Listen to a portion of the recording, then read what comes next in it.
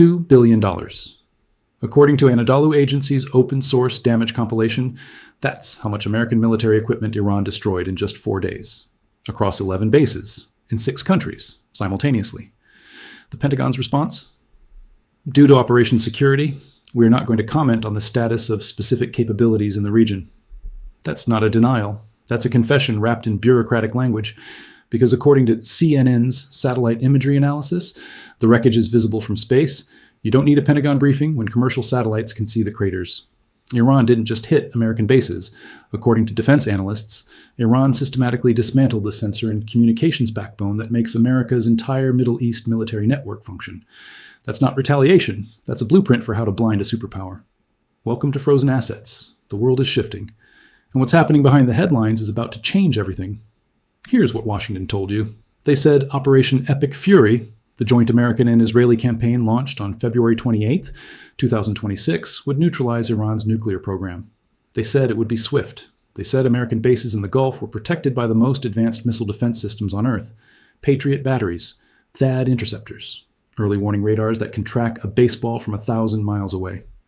Secretary of Defense Pete Hegseth stated that American forces in the region were, quote, fully prepared and fully protected, end quote. The Pentagon pointed to decades of military infrastructure built across Qatar, Kuwait, Bahrain, Jordan, the UAE, and Saudi Arabia. 40,000 to 50,000 troops. Billions in hardware. The most forward-deployed military force in human history. It sounds impressive. It sounds invincible. It sounds like a lie. Here's what they don't mention. According to Anadolu Agency data confirmed by satellite imagery from CNN, Iran struck 11 American military installations across 6 countries starting February 28th. Not randomly, surgically. Iran targeted the specific systems that allow America to see incoming threats and coordinate a response. The single most expensive loss, according to defense cost estimates, was the AN/FPS-132 early warning radar at Udeid Air Base in Qatar. Value, approximately $1.1 billion. That radar was the backbone of America's ability to detect ballistic missiles across the entire Persian Gulf region. It's gone. According to satellite images published by CNN on March 5th, Iran also destroyed an AN/TPY-2 THAAD radar at Muwafaq Salti Air Base in Jordan. That system is worth approximately $500 million. It provided the targeting data for America's most advanced missile interceptors. Without it, THAAD batteries in the region are effectively blind. 2 secure satellite communications terminals at the U.S. Fifth Fleet headquarters in Bahrain were destroyed, each worth approximately $20 million. 3 F-15E Strike Eagles, worth $94 million each, were lost in a friendly fire incident when Kuwaiti air defenses misidentified them on March 1st. Total additional losses, $282 million. Because when your communications network goes down, your own allies start shooting at you. But don't take my word for it. According to CSIS Missile Defense Project fellow Ian Williams, Iran's missiles have, quote, crossed that threshold, end quote, of precision needed to, quote, handicap the effectiveness of U.S. military operations, end quote. That assessment was made before the February strikes. The strikes proved him right. The evidence keeps piling up.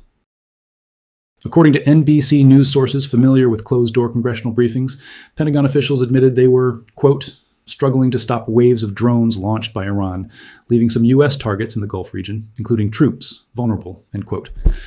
Iran's Islamic Revolutionary Guard Corps claimed it launched 230 attack drones at American bases at Erbil, Ali al-Salam, and Camp Arifjan alone. According to the Center for American Progress, the United States burned through more than $5 billion in just the first 4 days of operations. According to Military Watch magazine, American forces expended over $2.4 billion worth of Patriot interceptors in 5 days. That's not a budget line, that's hemorrhaging. And here's the math that should terrify every Pentagon planner. According to defense industry estimates, a single Iranian Fateh 110 missile costs roughly $100,000. A Shahed 136 drone costs between $50,000 and $193,000. The Patriot interceptor needed to shoot down that missile costs $3.9 to $7 million. A THAAD interceptor costs $12.7 to $15.5 million. Iran is spending thousands. America is spending millions. Per shot. Do the math. CSIS Missile Defense Project. Director Tom Caraco warned, quote, these are scarce resources. The U.S. has been firing a lot of missile defense interceptors lately. Are we running out? And what are we going to do to produce more of them? End quote. His colleague Wes Rumbaugh added that the constraints on interceptor supply, quote, amount to a meaningful constraint on their ability to achieve foreign policy goals, end quote. Translation, America is running out of the missiles it needs to defend its own bases. And here's where it gets worse. 6 American Army reservists were killed on March 1st when an Iranian drone struck a tactical operations center at Port Shuaibah, Kuwait. According to NBC News, these soldiers were stationed in shipping container-style buildings at a civilian port facility with no air defenses. A 7th service member died on March 8th. This isn't new. This is ancient. Go back to January 8th, 2020. Iran launched 15 to 22 ballistic missiles at Al-Assad Air Base in Iraq after the American assassination of General Qasem Soleimani. President Trump tweeted, quote, all is well, end quote. He told the nation no Americans were harmed. He later dismissed the injuries as, quote, headaches, end quote. According to the Department of Defense, the actual casualty count was revised 5 times over the following weeks, from 0 to 11 to 34 to 64 to a final count of 110 service members diagnosed with traumatic brain injuries. 39 received Purple Hearts. A Department of Defense Inspector General report found that Central Command did not properly report and track traumatic brain injuries as required by policy. That was 2020. Iran hit 1 base with older missiles, no real precision guidance. Fast forward 6 years.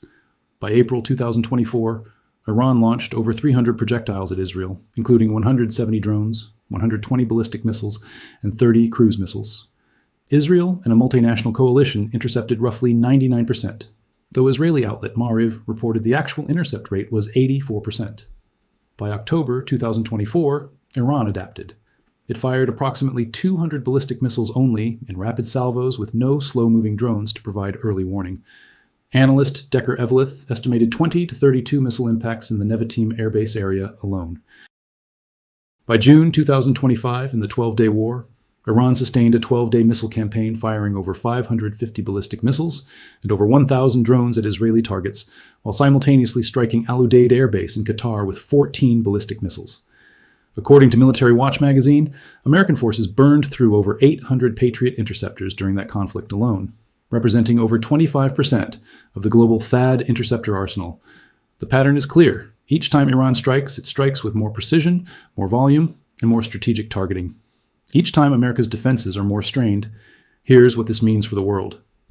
According to the Council on Foreign Relations, the United States maintains military personnel across every Gulf state, approximately 10,000 in Qatar, 13,500 in Kuwait, 9,000 in Bahrain, 3,800 in Jordan. According to Brown University's Costs of War project, the total post-9/11 cost of military operations in Iraq and Syria alone stands at $1.79 trillion in direct spending, with projected costs, including veterans' health care, reaching $2.89 trillion through 2050. Iran just demonstrated it can reach every single one of those installations, simultaneously, with precision. Gulf allies are already reacting. According to Newsweek, multiple Gulf states complained that Washington did not notify them before launching strikes against Iran, leaving their own territory exposed to retaliation. Chatham House analyst Bader Moussa al-Saif stated, quote, I don't think they saw that there would be as much exposure to the Gulf. This speaks to U.S. short-sightedness, end quote. The nation that spent 2 decades and trillions of dollars building an unassailable military network across the Middle East just watched a country under 40 years of sanctions punch holes through it in 4 days. So what happens next? Based on the interceptor depletion data from CSIS and current production timelines, the United States cannot replace its expended missile defense stockpile before 2028 at the earliest. Patriot and THAAD interceptors take years to manufacture, not months. According to the Christian Science Monitor, the Pentagon has already invoked emergency production authorities to accelerate manufacturing, but the industrial base simply cannot keep pace with consumption rates.